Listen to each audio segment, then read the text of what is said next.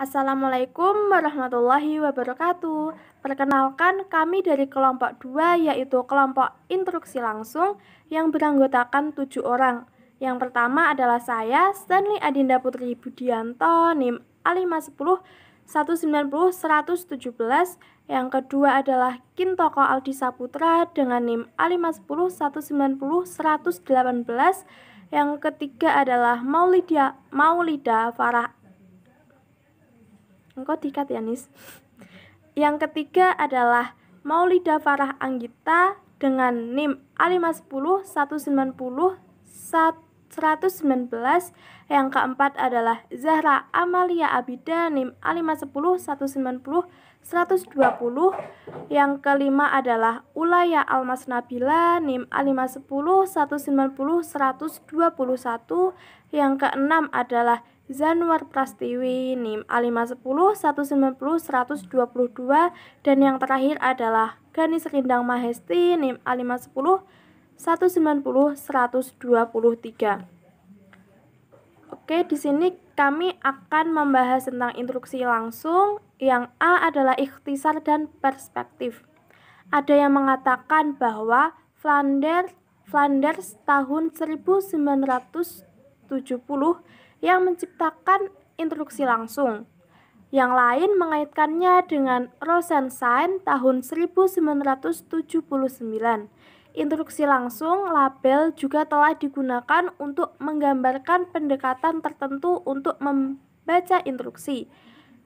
Karner, Selbert, Kameneu, dan Tarver tahun 2004. Selanjutnya adalah hasil instruksional dari instruksi langsung. Yang pertama adalah penguasaan keterampilan akademik dan sosial dasar. Yang kedua adalah perolehan pengetahuan faktual budaya yang terstruktur dengan jelas. Dan yang terakhir adalah perolehan keterampilan yang lebih kompleks yang memerlukan beberapa persiapan, tetapi itu dapat dilakukan selangkah demi selangkah. Menghubungkan instruksi langsung ke konteks dan ilmu pembelajaran. Basis teoritis untuk instruksi langsung berasal dari pembelajaran, perilaku, dan sosial teori, serta beberapa aspek perspektif yang kami pegang tentang kognisi manusia, perspektif yang memiliki implikasi langsung untuk instruksi, diringkas dan disorot di bawah ini. Yang pertama yaitu behaviorisme. Behaviorisme bersandar pada prinsip-prinsip pengkondisian operan dan penggunaan penguatan untuk memperkuat perilaku yang diinginkan sambil menghilangkan yang lain. Yang kedua yaitu teori pembelajaran sosial. Anda ingat menekankan bahwa banyak pembelajaran terjadi sebagai peserta didik mengamati perilaku yang dimodelkan. Kemudian yaitu teori pemrosesan. Informasi berkontribusi pada keseluruhan aliran instruksi langsung pembelajaran. Yang terakhir yaitu pengetahuan deklaratif. Latar belakang dari pengetahuan deklaratif sendiri yaitu pengetahuan siswa dan tingkat keterampilan sebelumnya yang merupakan faktor penting untuk menentukan apa yang akan mereka pelajari. C. Perencanaan pelajaran instruksi secara langsung. Tugas perencanaan yang terkait dengan pengajaran langsung dihubungkan dengan keterampilan atau topik yang tepat untuk pengajaran instruksi secara langsung. Untuk memilih keterampilan dan topik yang tepat, kita dapat menggunakan pendekatan pengajaran. Yang pertama, mengumpulkan data historis dari berbagai sumber. Yang kedua, mencari peristiwa orang dan tempat yang telah dipelajari dalam waktu dan tempat secara relatif terhadap lokasi mereka sendiri. Yang ketiga, mengurutkan jenis makhluk hidup ke dalam kelompok dan tunjukkan bagaimana skema klasifikasi menurut tujuannya. Yang keempat, menggunakan properti angka untuk menunjukkan apakah pernyataan tersebut benar atau salah. Yang kelima, menyelesaikan masalah multilangkah termasuk masalah kata. Yang keenam, kooresi di dalam maupun di antara paragraf melalui transisi yang efektif. Yang keenam, membedakan bunyi awal, tengah, akhir dalam kata bersuku kata tunggal. Dan yang terakhir, yang ketujuh, membedakan bunyi vokal panjang dan pendek dalam kata bersuku kata tunggal yang dinyatakan secara lisan. D. Memberikan pelajaran instruksi langsung. Pelajaran instruksi langsung dimulai dengan guru menarik perhatian siswa dan menjelaskan tujuan pelajaran, diikuti dengan demonstrasi atau penjelasan yang cermat tentang keterampilan atau subketerampilan yang menjadi fokus pelajaran. Pelajaran instruksi langsung dibagi menjadi 6 fase, yaitu fase 1 mendapatkan perhatian dan jelaskan tujuan pelajaran, fase 2 menunjukkan pengetahuan atau keterampilan, fase 3 memberikan latihan terstruktur dan terpadu, fase 4 periksa pemahaman dan berikan umpan balik, fase 5 berikan latihan mandiri, fase 6 mencari penutupan dan hadir untuk transfer. Dapatkan perhatian dan jelaskan tujuan. Dalam bab 7, kami menekankan tindakan yang menarik perhatian seperti mengingatkan siswa apa yang telah mereka ketahui, menggunakan kejutan dan dramatis, dan memanfaatkan kata-kata, gambar, bau, atau rasa yang tidak biasa atau unik yang dapat membangkitkan rasa ingin tahu dan menarik perhatian. Tunjukkan pengetahuan atau keterampilan. Tujuan dari demonstrasi adalah untuk memberikan perilaku yang dapat ditiru oleh siswa dan kemudian dilakukan. Demonstrasi harus dilakukan dengan akurat dan dengan cara yang bermakna bagi siswa. Beberapa pedoman dapat memandu persiapan dan pelaksanaan demonstrasi yang efektif. 1. Pecahkan keterampilan menjadi potongan-potongan kecil atau langkah-langkah yang tunjukkan masing-masing secara terpisah. 2. Memberikan contoh yang bervariasi dan informasi kontekstual. 3. Soroti dan dorong siswa untuk fokus pada atribut penting dari keterampilan tersebut. 4. Jika memungkinkan, berikan representasi visual dan keterampilan tersebut. Selanjutnya adalah berikan praktek terstruktural terpadu. Setelah mendemonstrasikan suatu keterampilan tertentu, siswa harus diberi kesempatan untuk berlatih. Faktanya, praktik adalah inti dari instruksi langsung dan elemen model yang membuatnya sangat efektif untuk mengajarkan jenis pengetahuan prosedural tertentu. Periksa pemahaman dan berikan umpan balik. Mendapatkan akurasi dengan keterampilan membutuhkan umpan balik.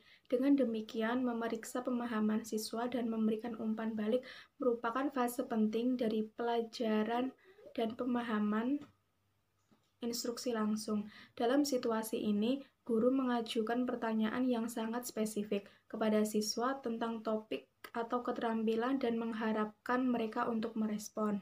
Berikan praktik mandiri. Tujuan dari mandiri adalah untuk memperkuat keterampilan yang baru diperoleh dan untuk belajar bagaimana melakukannya dengan bimbingan guru langsung. Latihan mandiri harus terjadi bagaimanapun dan hanya setelah tingkat akurasi telah dicapai, karena penting bagi siswa untuk mengalami kesuksesan dan tidak memperkuat kesalahan dengan mempraktikkan keterampilan secara tidak benar. E. Penilaian pembelajaran instruksi langsung. Pengajaran untuk learning siswa, kita telah menekankan pentingnya menyelaraskan prosedur penilaian dengan hasil pembelajaran yang berusaha dicapai oleh para guru. Pelajaran instruksi langsung bertujuan untuk membangun siswa memperoleh pengetahuan prosedur dan kemampuan untuk melakukan keterampilan tertentu. Penilaian jelas berfokus pada kinerja. Pendekatan untuk mencapai hasil pembelajaran tertentu yang pantas bagi kelompok siswa tertentu sebagai berikut. Yang pertama, petunjuk langsung adalah model instruksional yang efektif membantu siswa menguasai keterampilan dasar akademis dan sosial serta memperoleh pengetahuan yang terstruktur dan faktual. Kemudian yang kedua, cara kesempatan latihan yang terstruktur akan menentukan seberapa baik keterampilan yang ditargetkan akan dikuasai dan dipertahankan. Dan yang terakhir, seperti pendekatan apapun untuk mengajar, keberhasilan sedikit banyak bergantung pada kepatuhan yang agak ketat terhadap sintaksis sang model dan pada memiliki lingkungan kelas yang sesuai. Analisis.